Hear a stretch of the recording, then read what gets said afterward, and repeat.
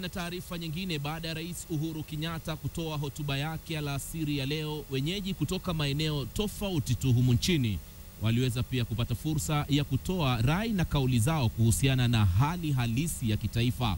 Na kama anavyotuelezea mwanahabari mwenzangu Hussein Mohamed, masuala ambayo yanayogusia mwananchi wa kawaida wanadai hayakupewa ama hayakupata kuangaziwa kwa kina.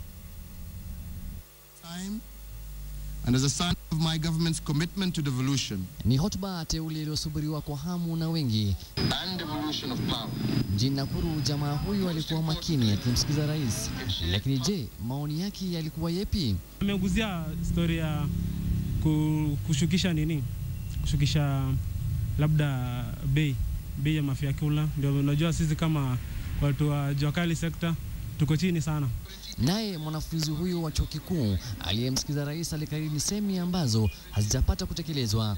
We are seeing a situation where this devolution is not going to be implemented as expected in the spirit of the constitution.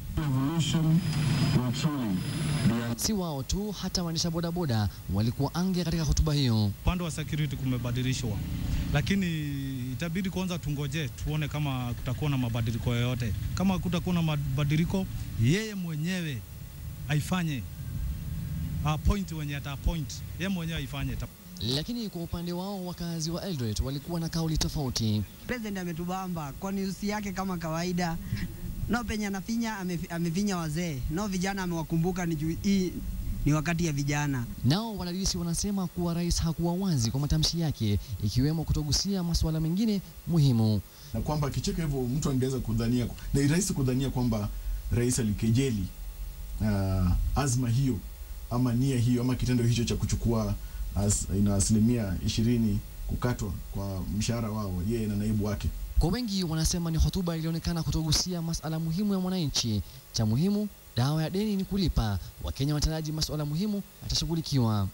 Hussein Mohamed, KTN leo, Nairobi.